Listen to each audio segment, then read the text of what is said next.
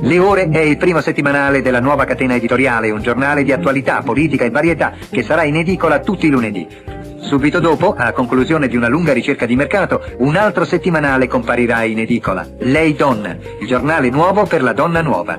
Quindi il mensile Playbay, libro oggetto dedicato al relax. Bentornati nella soffitta di Pippo, il nostro rifugio segreto dove i ricordi non si archiviano, si accarezzano lentamente.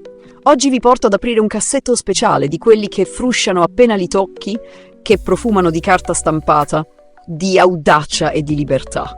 Un cassetto che ha fatto battere forte il cuore di un'Italia intera. Oggi parliamo di Le Ore, quando per provare un brivido si scrogliava. Prima di iniziare, fate una cosa semplice ma importante. Iscrivetevi alla soffitta di Pippo, attivate la campanella. Fatto? Perfetto. Ora possiamo davvero cominciare. Immaginate un'Italia senza internet, senza smartphone, senza contenuti a portata di dito. Un'Italia in cui il desiderio si cercava in edicola, con un po' di timidezza, uno sguardo veloce intorno e una rivista infilata sotto il giornale sportivo. In quel mondo lì, Le Ore non era solo una rivista, era un rito. Eppure, la sua storia inizia in modo molto diverso da come la ricordiamo oggi. L'idea giusta al momento giusto è irresistibile, ha detto Balsamo alle 1000 personalità del mondo della pubblicità, del giornalismo e dell'editoria convenuti per l'occasione. E ha concluso: il tempo delle ore è giunto, ora. Siamo nel 1953.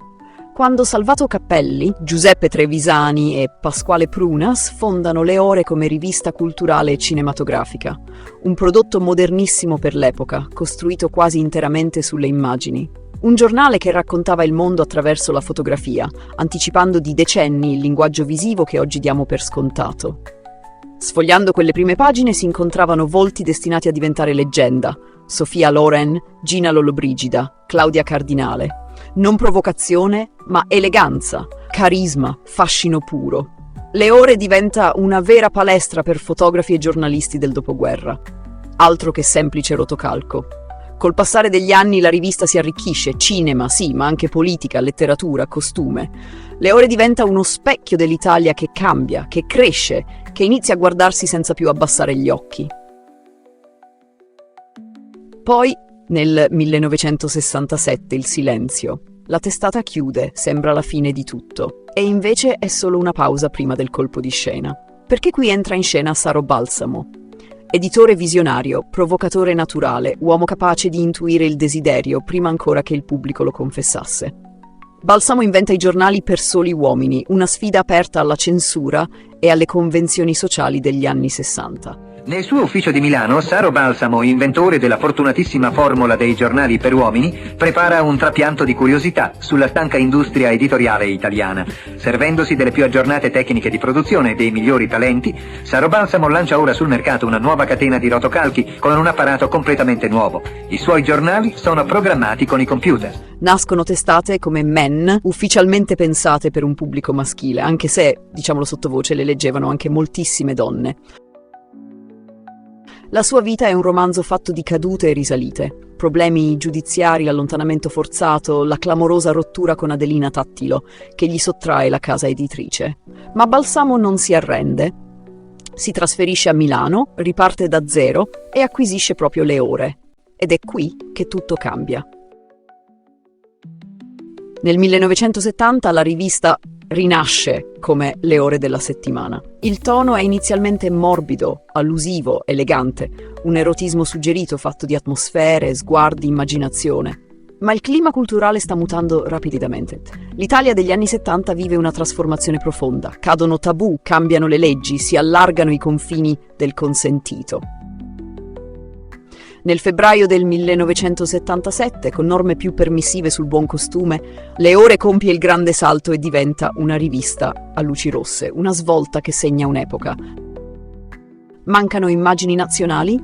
La redazione guarda oltre confine. Nascono collaborazioni internazionali, soprattutto con la stampa francese. Ne esce un mix audace, spiazzante, decisamente europeo. A guidare questa trasformazione c'è Maria Iatosti, direttrice determinata che accompagna Le Ore verso una fase senza ritorno. La rivista non è più solo un prodotto editoriale, diventa un simbolo di libertà espressiva. Il momento iconico arriva nell'inverno del 1983 con l'ingresso di Ilona Staller, alias Cicciolina. Lo slogan è indimenticabile: Le Ore, il settimanale che scotta. Non è solo pubblicità, è una dichiarazione di intenti. Con Cicciolina, Le Ore consacra la figura della star dell'intrattenimento per adulti in Italia. E dietro di lei arrivano nomi che fanno discutere e sognare. Marisa Mel, Paola Senatore, Patti Bravo, Minnie Minoprio, Caril Schubert. Volti celebri che attraversano le sue pagine, lasciando un segno profondo nell'immaginario collettivo. Nel 1987 arriva un'ulteriore rinascita grazie a Moana Pozzi. Elegante, colta, magnetica, Moana ridà slancio alla rivista e l'accompagna fino ai suoi ultimi anni di splendore. La sua scomparsa lascia un vuoto enorme sulle pagine e nel cuore dei lettori. Poi arrivano gli anni 90. L'home video cambia le abitudini, internet rivoluziona tutto, la carta fatica a competere. Nel 2000 Le Ore chiude definitivamente. Ma non è una sconfitta, è la fine naturale di un ciclo, perché Le Ore ha lasciato un'eredità potentissima. Ha sfidato la censura, raccontato il desiderio senza ipocrisia, accompagnato l'Italia in uno dei suoi passaggi più delicati, quello dalla repressione alla consapevolezza. E ora lo chiedo a voi soffittari, che ricordo avete di Le Ore? Vi incuriosiva, vi affascinava, vi faceva arrossire?